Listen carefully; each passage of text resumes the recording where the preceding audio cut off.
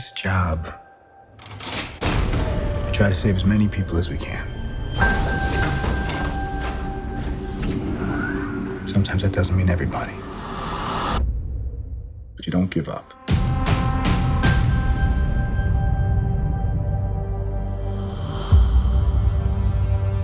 New York,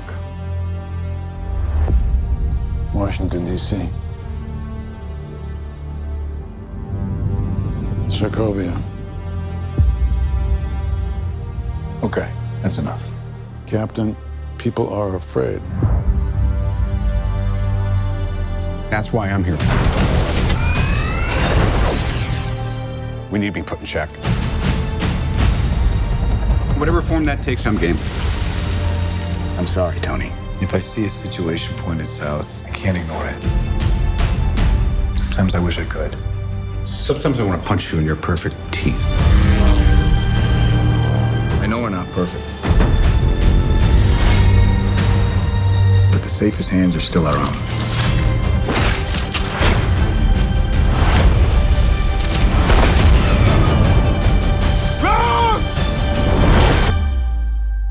I was wrong about you. The whole world was wrong about you. They're coming for you. I'm not the one that needs to watch their back. This doesn't have to end in a fight, Tony. You just started a war.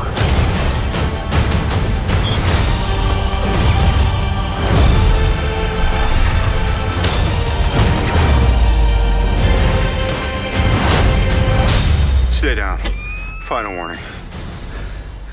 I could do this all day.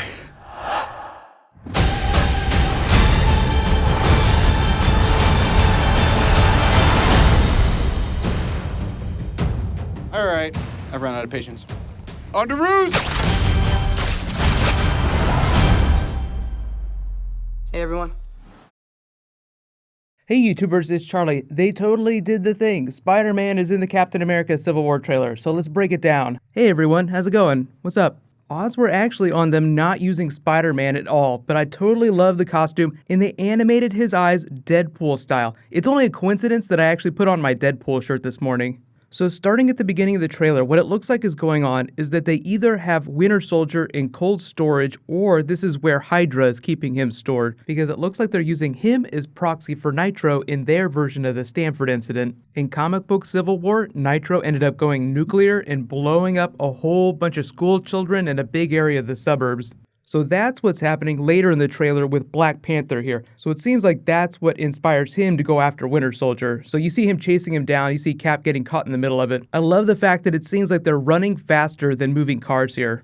When Cap's talking about not being able to save everyone all the time, he's talking about collateral damage, and that's why Thunderbolt Ross is playing that Phase 1, Phase 2 PowerPoint presentation. Aliens, Hydra, Ultron.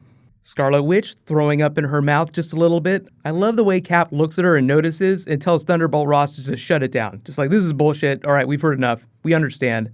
Iron Man enters the equation probably because of what happened during Avengers Age of Ultron, when Scarlet Witch gave him those visions via the mind gem about this future path of destruction that they were on. He's probably still reeling from that. He is textbook post-traumatic stress, so I'm guessing this awesome undersea prison is Stark Tech. I love the editing here. The safest hands are still our own, as Iron Man is putting his glove on to stop Winter Soldier's bullet. And I'm wondering if Winter Soldier is actually trying to kill Iron Man, or if Iron Man is just stepping between him and his target. He might be present for this Stanford incident. The way they edit the trailer makes it look like Bucky shooting down War Machine, but this is a giant energy blast that looks like it's coming from Vision's mind gem. And technically, this is happening during their big IMAX sequence. It's this big 15-minute scene that I'm guessing, because Spider-Man is in it, is going to be their big third act battle. So heartbreaking. I was wrong about you. Iron Man's talking to Captain America when he's saying that. The whole world was wrong about you. That's because Cap chooses his friend over what Iron Man thinks is right. They set the movie up to intentionally make you question who is in the right, because Iron Man isn't wrong, Captain America isn't wrong. Depending on whose perspective you take, you're always doing the right thing. Iron Man is always going to think that he's doing the right thing. Captain America is always going to try and do the right thing. They're just using Bucky to put Captain America in opposition to Iron Man. Plus, Cap probably isn't too hot about secret undersea prisons that nobody knows about. Something feels really sinister about that. If you're reading Marvel Comics right now, S.H.I.E.L.D. is actually using the Cosmic Cube to rehabilitate prisoners. They use the Tesseract to change their reality, to make them into different people, and it's like forced rehabilitation. It's very Clockwork Orange, where they kind of brainwash villains into being good, but it's all Maria Hill. When Cap finds out about it, he's just like, what the hell have you been doing? This is crap. When Iron Man tells Black Widow, they're coming for you, I wonder if this is happening early in the film and he's talking about actual villains, or if this is later in the film and he's talking about the security council that they form. Like, they know about the red on your ledger, they're coming to make you atone for that. She is Team Iron Man, but Scarlett Johansson explained that it's just because she has so many reservations about saving Bucky, because the red in his ledger is so much worse. We gotta talk a little Spider-Man now. The rumor is that this is actually in Aunt May's apartment. Cap has his shield in this, so I'm wondering if this happens before that big battle with Spider-Man where he shows up. Spider-Man is supposed to start out on one team, end up on the other, which is kind of how it goes down in the comics. In the comics, he started out Team Iron Man, then went Captain America. It might be the other way around in this, but I'm really hoping that it actually is comic book Civil War style, where he starts out with Iron Man, he gets some tech for his new spider suit, which it looks freaking badass. I love the way they animated his eyes so much. Then has the moral dilemma and goes Team Cap. Interesting scene here. This is actually taking place connected to that other scene where we find Winter Soldier in cryo storage. So this might be happening relatively early in the film, but I can't believe that they would come to blows so quickly. So this might be happening at some other point. I find it hard to believe that they would be fighting at the very beginning of the film. Usually things go from strained, bad, to worse, to dead-looking people. Black Panther versus Winter Soldier looking pretty freaking badass. There's some claw marks on Cap's shield in some of the pictures that they've shown too. So you have to remember that Black Panther's suit is vibranium weave, just like we learned during Avengers Age of Ultron, the most valuable substance on Earth, and the humans use it to make a frisbee. So you can actually make all kinds of stuff with vibranium. So imagine a suit that's as strong as Iron Man's, but as lightweight as Captain America's. Plus he has some pretty awesome vibranium claws.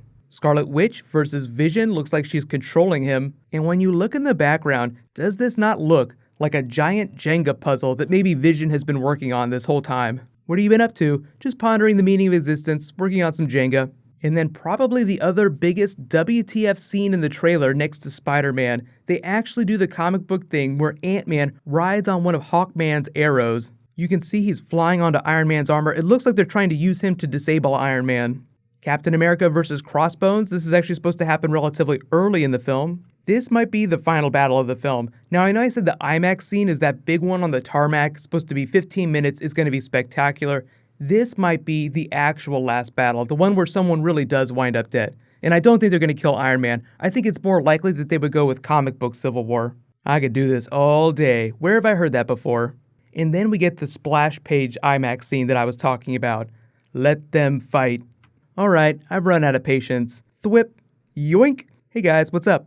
This really does look like he had some help from Tony Stark designing it, because he's supposed to start out in this really lo-fi teenage-looking version of it. I just love how expressive his eyes are. They did that during Deadpool, which is a relatively new thing for comic book movies. The reason you do this is because, one, it's just like the comics, and you can use his eyes the same way you would use someone's face. When he gets really mad, when he's happy, when he's crying, you see it on the way his eyes change. So this is really interesting face storytelling that's going on that we haven't seen before, except in Deadpool. Deadpool is just the most recent example of a movie that's tried that. Because this looks so awesome, just expect them to do this with more comic book movies where people wear masks and they use animation to make their eyes move so they don't have to take their masks off. So let me know in the comments, what's your guys' favorite moment from this?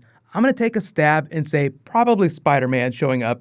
But if you didn't know, Daredevil Season 2 is dropping a week from Friday. I'll be doing videos just like I did for Jessica Jones, all the other Daredevil stuff I did during Season 1, so be sure to subscribe to get everything. There will be more Captain America Civil War stuff, just maybe one more really big trailer, a couple of teasers, and then the week after Daredevil drops, we're gonna get Batman v Superman. So shit is on. I am so excited for the next 2 to 3 months. And Game of Thrones is in there too. I know it's not Marvel related, but it's gonna be freaking awesome.